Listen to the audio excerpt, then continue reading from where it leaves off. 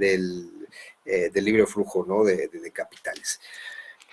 Tenemos a un invitado hoy también desde Venezuela, el señor Luis José Barreto, director ejecutivo de Index Global Corp desde Venezuela.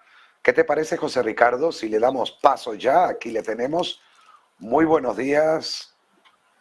Un saludo a Hola. Venezuela. Luis José, ¿qué tal? Hola, buenos días, Gabriel, buenos días, José Ricardo. De verdad, primero que todo, complacido y halagado por la invitación a este espacio para compartir estos temas que de verdad son de interés y deberían ser de interés para todo el mundo, porque genuinamente, aunque la gente no lo vea, esas cosas que ustedes explican ahí con esas gráficas y todo, eso le pega a todas las personas en el bolsillo día tras día. Aunque digan, no, eso no me interesa, pero ¿cómo no te interesa? O sea, si todo lo que pasa allí lo vas a ver en el bolsillo, en todo tu día a día lo vas a ver. Y mejor aún, que es uno de los motivos que amo mi profesión y me gusta lo que hago ya desde la época del trading, porque tal cual lo acabas de decir, lo que vemos aquí en estos gráficos y antes que las propias noticias, anticipa lo que sucederá con nuestros bolsillos. Y jugar con esa ventaja cuando se tiene conocimiento permite proteger y aprovechar frente a muchas oportunidades. Yo te quiero dar las gracias también a ti por estar hoy con nosotros, porque Venezuela, un país hermano muy querido, con muchos retos por delante, muchas cosas que han pasado a lo largo de los últimos años. Tengo amigos venezolanos que he tratado de aprender un poco la situación, qué ha sucedido, por qué, de dónde viene todo, que bueno, sin lugar a dudas sabrán mil cosas. Pocas veces nos visitan desde allí también, aquí en el programa, y yo creo que nuestra audiencia, mucha que viene también desde Venezuela, le hará mucha ilusión escuchar otro punto de vista y sobre todo escuchar un poco más para aquellos que están aquí y los que están allí, porque siempre son dos visiones diferentes cuando uno está lejos de su tierra, ¿no? Así que todo tuyo. Venezuela, Bueno, Gabriel, ¿podrá ser nuevamente lo que en algún momento fue y también tener ese respeto y gozo frente a casi, no digo el mundo entero, pero a la región sobre todo que durante tantos años y con honor defendió? mira, ese tema a mí me encanta y me apasiona. ¿Por qué? Porque mucha gente habla de Venezuela como un país paria de la economía mundial. Como decir, bueno, Venezuela, nadie quiere hacer negocios con Venezuela. Venezuela, todo es complicado. Y es verdad, o sea, ciertamente estamos en tiempos complicados en todas partes del mundo. Estamos viendo unos cambios trascendentales que, de hecho, estos cambios que estamos viendo hoy en día van a definir el mundo en los próximos 100 años, más o menos. O sea, eso que estamos viviendo, ese caos evolutivo, eso que llaman recesión, esa volatilidad mundial, eso va a definir la economía del mundo. Entonces, ¿qué pasa? El dinero no desaparece. El dinero no desaparece. Entonces, el dinero que no tenemos nosotros lo tienen otros. Y así sucesivamente, porque así se mueve el flujo del dinero a nivel mundial, ¿verdad? ¿Qué pasa con Venezuela? Venezuela antes era un país rentista donde nosotros dependíamos literalmente de la renta petrolera. ¿Qué te parece? Estamos todos indexados a la renta petrolera. Para los que estamos en este negocio sabemos cuán rentable es el petróleo en el mercado global, incluso a nivel de compra y venta de contratos de futuro, sin necesidad de tener el petróleo, ¿verdad? Es ultra rentable. Un puntico de petróleo en la bolsa es $1,000 por contrato. Entonces, bueno, imagínate la cantidad de dinero que ganaba Venezuela. Pero ¿qué pasa cuando uno no tiene inteligencia financiera? Más tienes, más gastas, ¿verdad? Entonces empezó a aumentar el gasto público y vamos a hacer, y vamos a proteger, y vamos a defender. Ese tipo de políticas generan que la gente se vea desmotivada a emprender porque lo tiene todo ahí chévere, muy bonito, todos tienen un empleo bonito, todo es muy bonito, hasta que habla el mercado. ¿Y qué dijo el mercado en el 2012? El petróleo no va a subir a más de 147. ¡Pah! Y cayó a 40, a 60, a unos precios increíblemente exorbitantes. ¿Qué pasó en ese momento? Venezuela perdió toda su liquidez. ¿Y qué pasa cuando uno pierde la liquidez en este negocio, en el negocio de la economía del mundo? queda fuera del juego, ¿verdad? Pero ¿qué pasa? Venezuela es un país, como todos, que tiene personas. Y las personas, naturalmente, producimos riqueza. Y además, este país pasó de ser un país rentista a ser un país que camina hacia el libre mercado. ¿Y por qué yo te digo esto, lo que te estoy diciendo? Fíjate, aquí en Venezuela no se ataca a las criptomonedas. O sea, si tú ves con todo lo que la gente pueda decir, de todo lo que la gente pueda atacar. Y todo ¿Me dejas interrumpirte un segundo? Claro, Hablando, por porque has sacado un tema muy importante. The Cointelegraph, justo en el día de hoy, publica lo siguiente: Gobierno de Venezuela exonera el pago de impuestos a las grandes transacciones financieras, IGTF, a las operaciones que se realicen con Bitcoin y otras criptomonedas.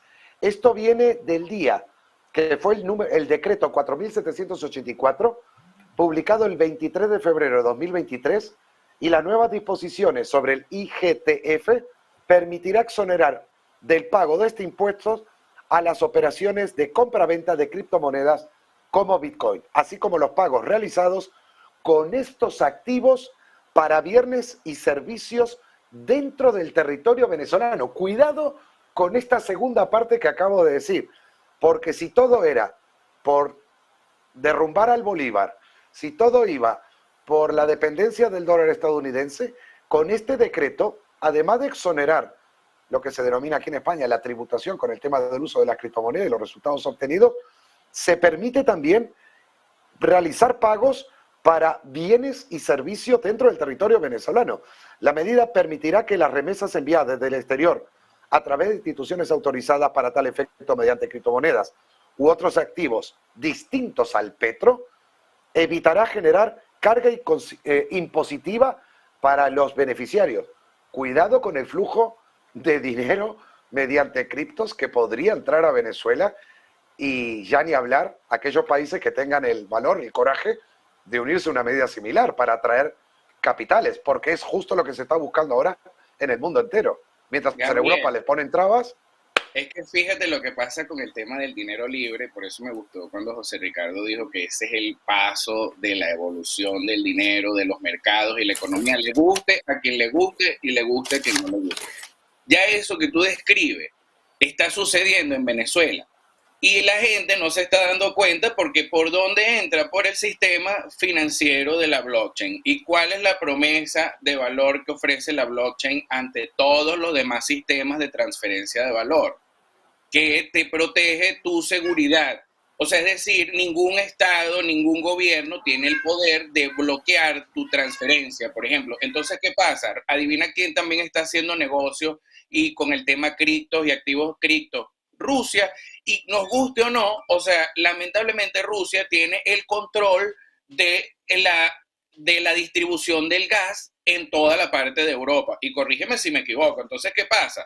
Al final, nos guste o no, tenemos que acoplarnos a esos sistemas, porque lo más horrible que podemos hacer es prohibir el flujo, ¿verdad? O sea, ya sabemos lo que pasa cuando empieza la mano humana a intervenir en la economía. No, porque el punto con criptomonedas es que ni siquiera necesita un decreto. Ese decreto es para generar confianza, porque fíjate qué pasa. El dinero no desaparece, ¿verdad? Como todo en el universo se transforma, tal, está en diferentes medios, porque aparte el dinero se manifiesta de muchísimas formas. O sea, en formas tangibles como el oro, como los bienes, como todo lo que compramos, o en formas intangibles como los activos financieros, etcétera, etcétera, que al final terminan siendo tangibles porque el colateral de esos activos son empresas. Luis José, que me están diciendo mis compañeros, quédate conectado. Tenemos una última hora que mi compañero Javier del Valle nos va a dar desde JP Morgan o por parte de JP Morgan sobre Jaime Dimon. Así que conectamos con Javier del Valle. Hola Javier, cuéntanos qué hay. Muy buenas tardes, Gabriel. Efectivamente, tenemos una última hora. Jamie Dimon ha hablado en Bloomberg, recordemos, director de JP Morgan, y ha dicho que sus mayores preocupaciones son la guerra de Ucrania y las relaciones con China, por tanto enfocando todo hacia el panorama geopolítico. Ahí es donde están sus principales preocupaciones para el gran banco. Dice también que el consumidor estadounidense parece que está en buena salud, porque bueno, tiene unas tasas todavía de ahorro, ha tenido unas tasas de ahorros elevada después de esa pandemia. Poco a poco se han ido evaporando esas tasas de ahorro y dice que eso tarde o temprano acabará, que esa buena salud del consumidor estadounidense tarde o temprano llegará a su fin. Dice también que a pesar de la falta de confianza los consumidores siguen consumiendo y que eso hace que una inflación se mantenga también más persistente. Dice aún así que todavía podríamos, recordemos a Jamie Dimon que hace unos cuantos meses, en 2022, mediados más o menos, nos hablaba del huracán económico. Aparecía en una entrevista diciendo que Estados Unidos iba a sufrir un huracán económico. Poco a poco ha ido cambiando su visión, pero ahora lo enfoca más hacia todavía podríamos tener un aterrizaje suave, es lo que ha dicho hoy en una entrevista de Bloomberg, pero dice que la Fed tiene que hacer más, que posiblemente veamos mayores tipos de interés subiendo en los próximos meses. Hasta el 6% dijo en la última entrevista, no en la de hoy, en la de hace unas cuantas semanas.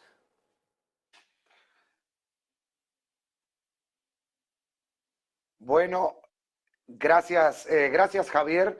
Muy importante, sin lugar a dudas. Disculpa también a la audiencia y todo, pero merecía esta última hora por parte de mi compañero Javier del Valle, del cual ya en una hora y media más tarde, para lo que va a ser justo mi compañero también de La Morena, durante el cierre de Wall Street, ampliarán de aquí y muchas más cosas, ya que hoy es un día que de momento creo que hay bastantes alegrías por parte de los inversores de cómo se está comportando el mercado, teniendo Wall Street en verde, rebotando al alza.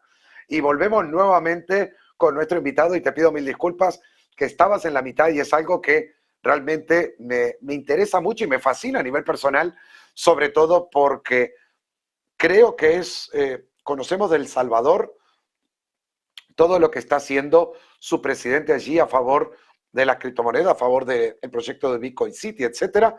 Pero es que realmente para Venezuela puede ser un pequeño paso, sin lugar a dudas en el mundo de las criptos, pero un gran salto para Venezuela. Y te voy a decir algo, Gabriel, y disculpa que te interrumpa allí.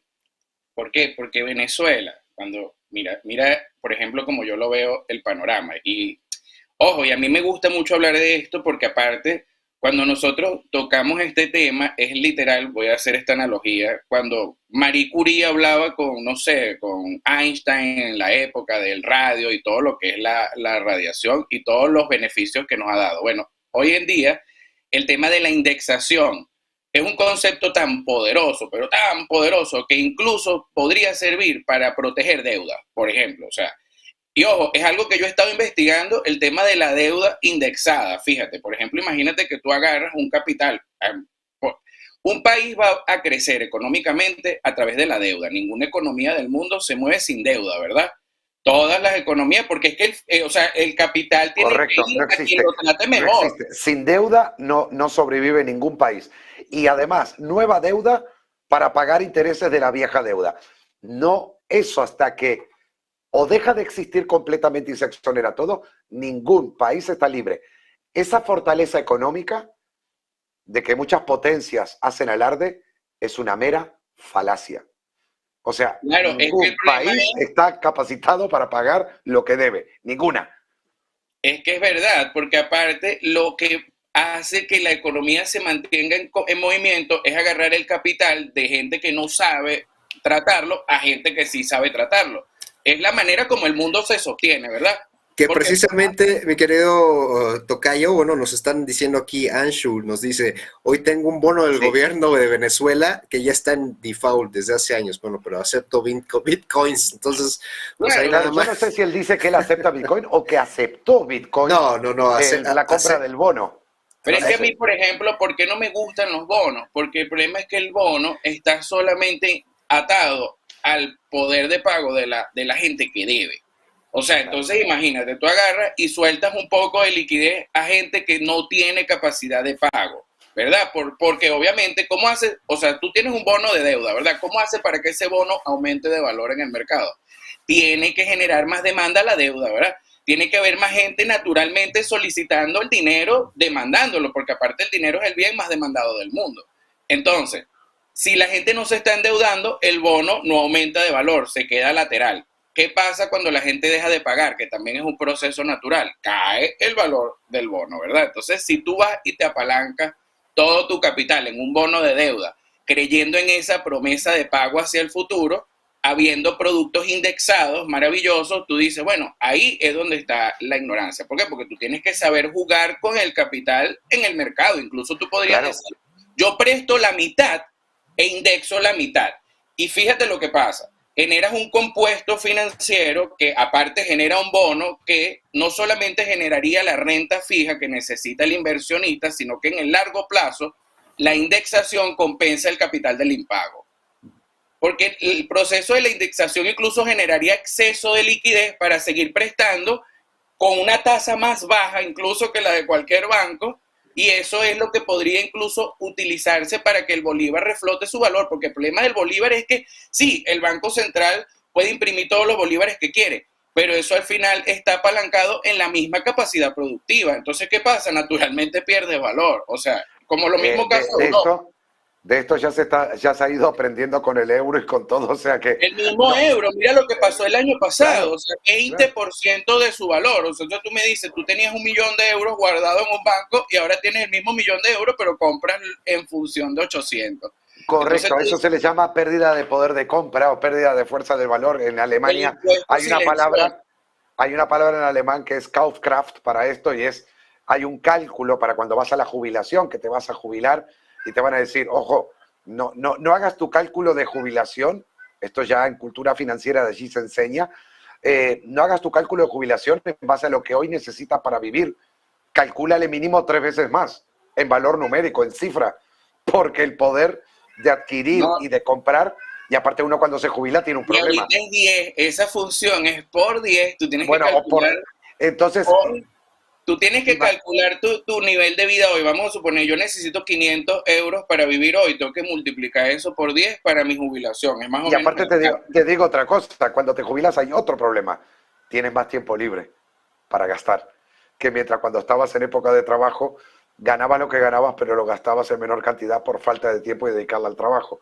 Lo que dice el decreto este de las criptos, y creo que nuestro amigo de la audiencia, bien que lo trajo a tono, o sea, yo, como decía ahora nuestro invitado, yo no estaría a favor de invertir justo en bonos de deuda, sobre todo cuando va indexado al poder que tenga de los posibles deudores también, ¿no? De la propia deuda en este sentido. Va a tener una validez de 1 año, pero yo creo que esto va más orientado, y lo que buscará probablemente, o se buscará desde Venezuela, es reactivar otro tipo de economía, la cual, desde el exterior, nadie quiere traer dólares por problema con los dólares. Que no esté supeditada al tema del dólar, porque aparte Venezuela está haciendo muchos negocios con iraníes y con rusos y ellos no quieren nada con el dólar. Entonces, exacto, y además...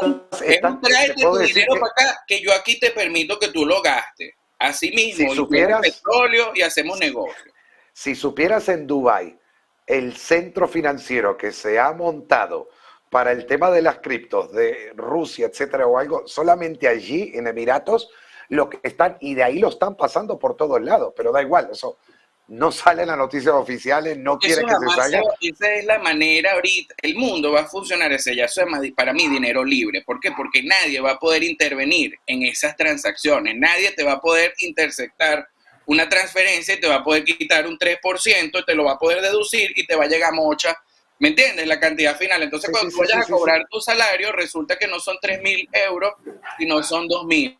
Porque entre todas las deducciones, ¿verdad? Te llega, son 2.000. Entonces la gente, bueno, esos 2.000 a duras penas. Eso no va a pasar en el futuro con la promesa del mundo cripto y blockchain.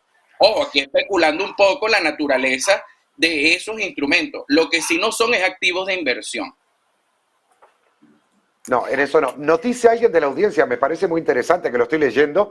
Richard Massa, un saludo, que dice, según Bloomberg, lo que se podía comprar en Venezuela con 14, creo que son 14 dólares o bolívares, porque tiene el símbolo de pesos dólar, en 2017, ahora en la actualidad se necesitan 100.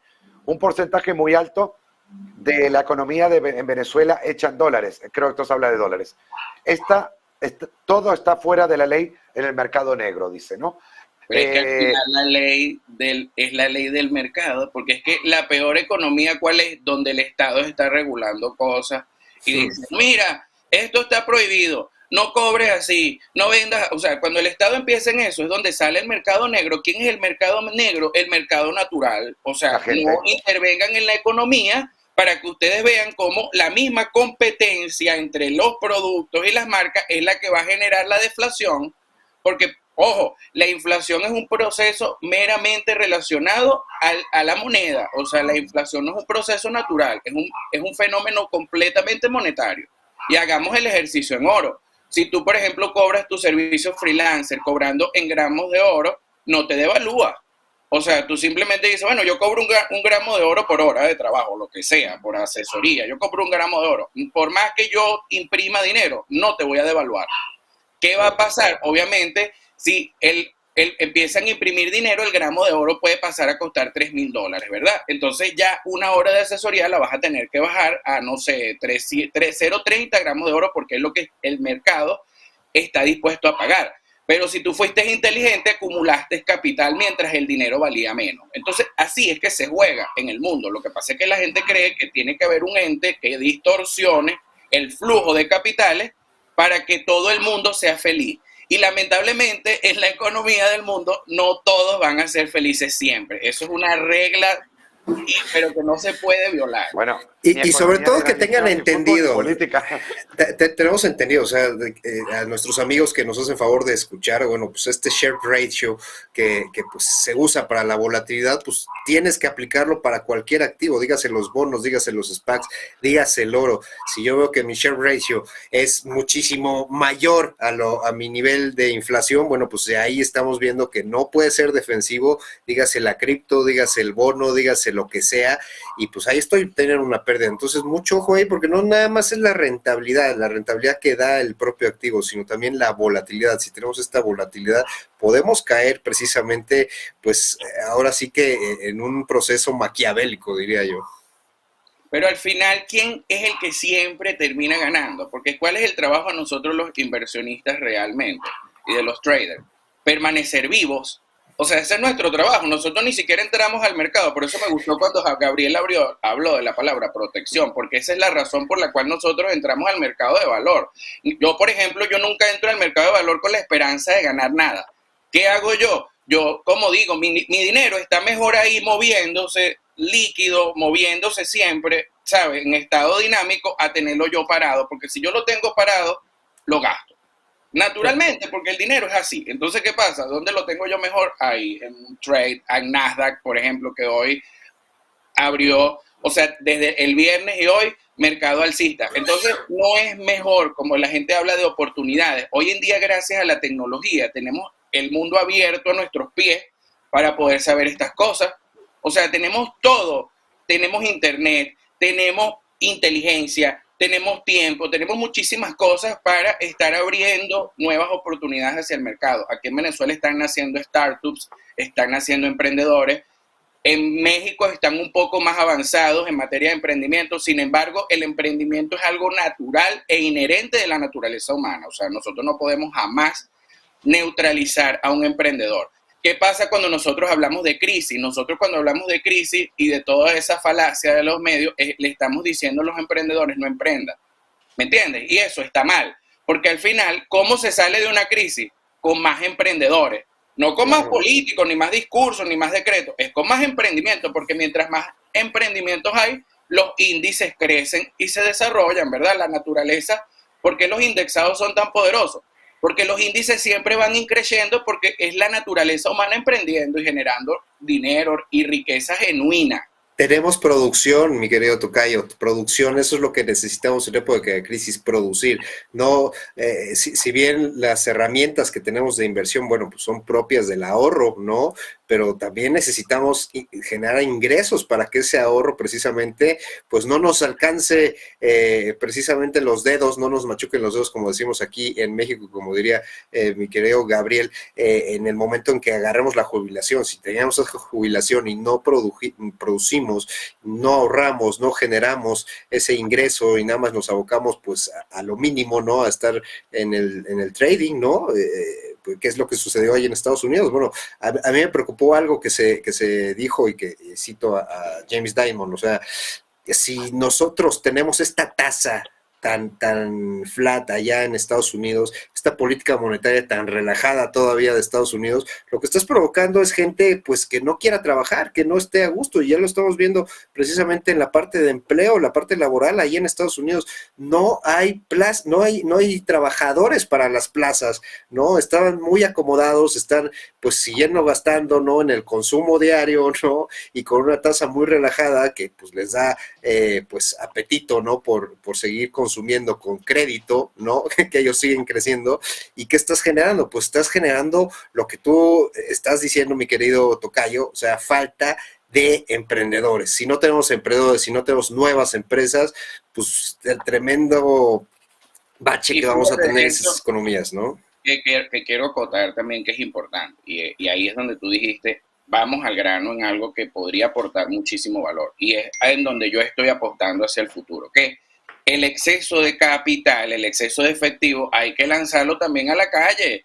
O sea, también nosotros los que tenemos esa posibilidad de producir riqueza en los mercados de valores, también tenemos que agarrar un poco de excedente de capital y ponerlo en emprendedores. Mira, ¿por qué? Porque, o por lo menos aquí en Venezuela nadie te presta. Nadie te presta porque el riesgo de impago es muy alto, pero yo le digo a la gente, presta, o sea, agarra la mitad del capital, lo indexa y presta la otra mitad. Y vas tranquilo. Obviamente, para una persona que nadie le presta, en una economía pequeña, en donde nadie presta, ¿cuál es el peor negocio? No pagar. ¿Por qué? Porque obviamente si nadie te presta y alguien te presta a una buena tasa, con una cosa bien coherente como lo hace el banco, ¿por qué tú le dejarías de pagar?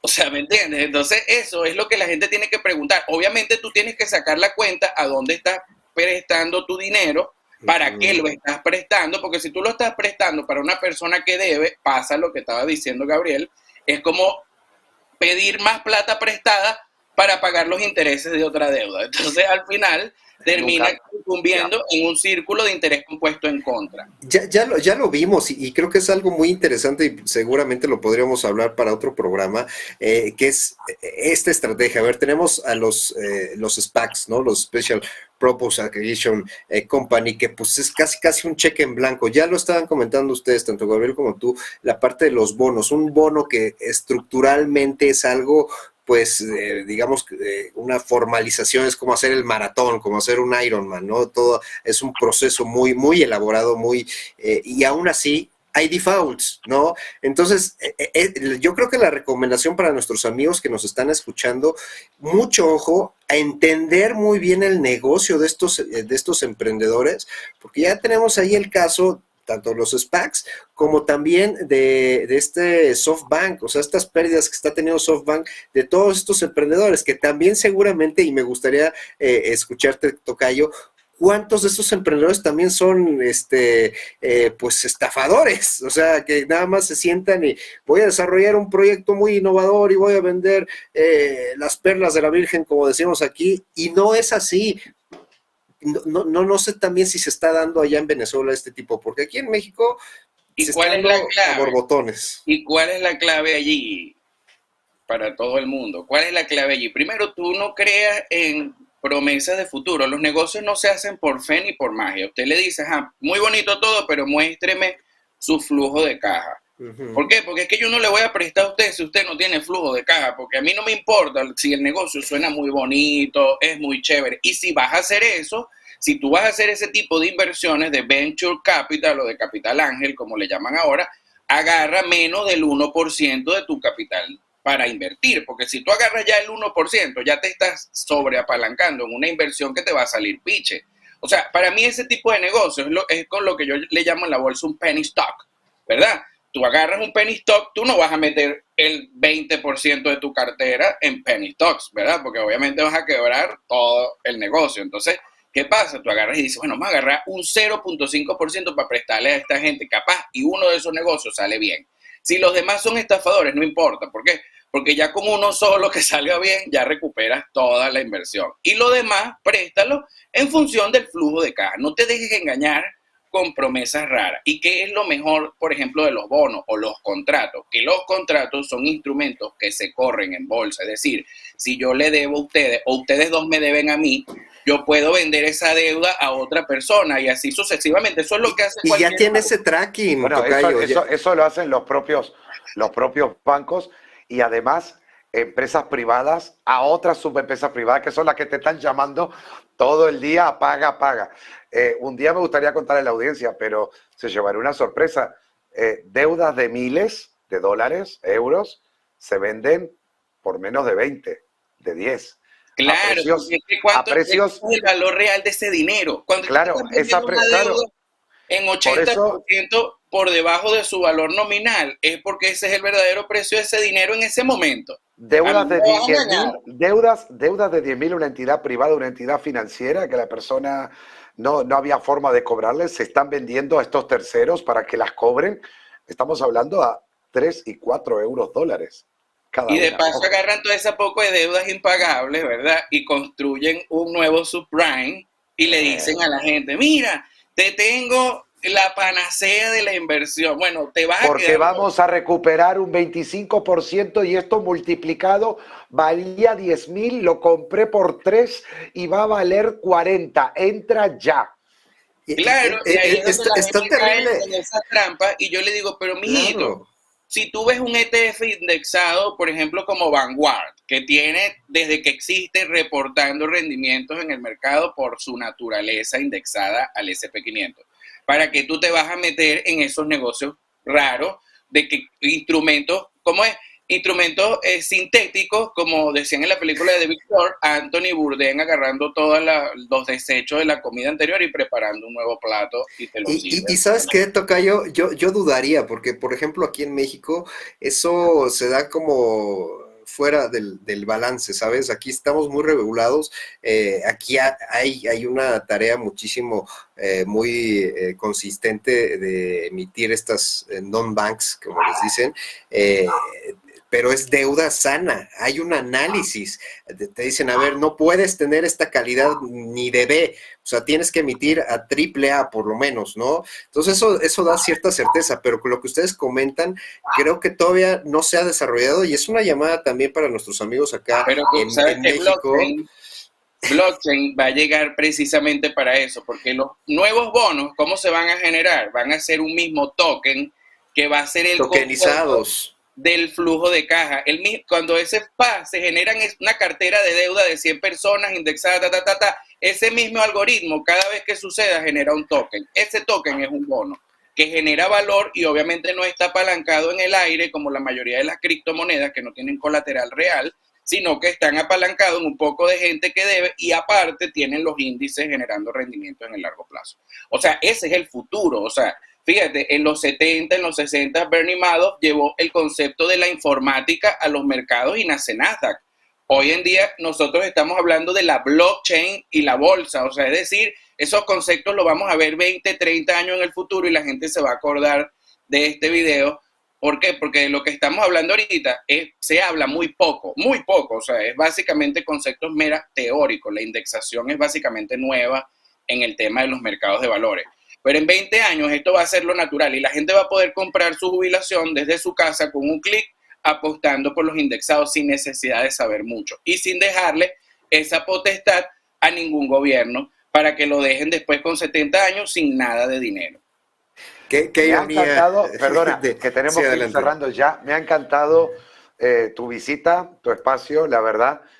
Muchas gracias y me encantaría volverte a ver en el programa aquí de Visión Global porque creo que vamos a poder sacar muchos temas y muy interesantes para toda la audiencia. La verdad que me ha sorprendido agradablemente todo lo que nos ha podido traer y sobre todo que pudimos mezclarlo con la noticia que para nosotros al menos hoy leía por primera vez sobre esta medida para favorecer el uso, intercambio y aplicación, ¿no?, para las inversiones mediante las criptomonedas en Venezuela.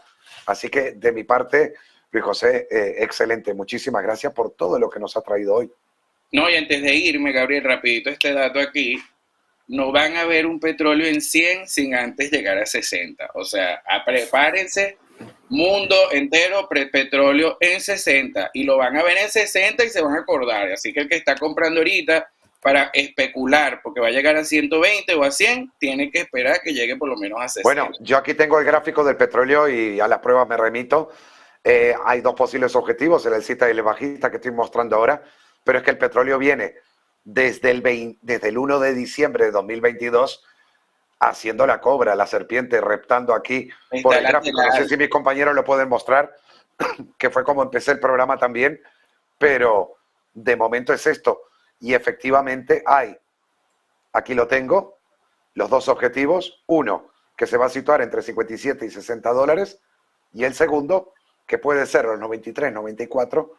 Y ya en el mejor caso, los 115 de aquí a año y algo aproximadamente. Sí, pero es mejor que espere que llegue a 60. Y Venezuela tiene un gran problema porque por el problema de las sanciones, Venezuela vende en Brent menos 20. Es decir, que si Venezuela está contando con los reales del petróleo, tiene que ir buscando otros elementos de inversión. Y Venezuela está apostando hacia allá, de verdad, se los digo. Aunque no lo estén viendo, porque la mayoría de la gente está enfocada en las noticias de la crisis, Venezuela naturalmente está enfocada en el emprendimiento y en los negocios, o sea, los negocios digitales y todo lo que ofrece la tecnología. Así que hay que ir pensando en eso. Y yo de verdad me siento súper complacido de haber estado aquí con ustedes compartiendo este espacio, y cuando quieran puedo volver a venir. Me pueden seguir en las redes sociales Luijo Negocios, así LUIJO Negocios en Twitter y en Instagram, que yo siempre estoy compartiendo esta información que, bueno, a muchos les interesa, pues. Muchísimas gracias, y seguramente que más de uno te va a empezar a seguir a partir de este anuncio. Mil gracias de nuevo y te vamos a esperar en una próxima ocasión, próxima invitación. Cuídate, un fuerte abrazo a todos los venezolanos y a toda esa tierra bonita. Gracias, llamada gracias Venezuela. por la invitación. Y bueno, Gabriel, pues nos retiramos. Yo mañana voy a estar ahí cubriendo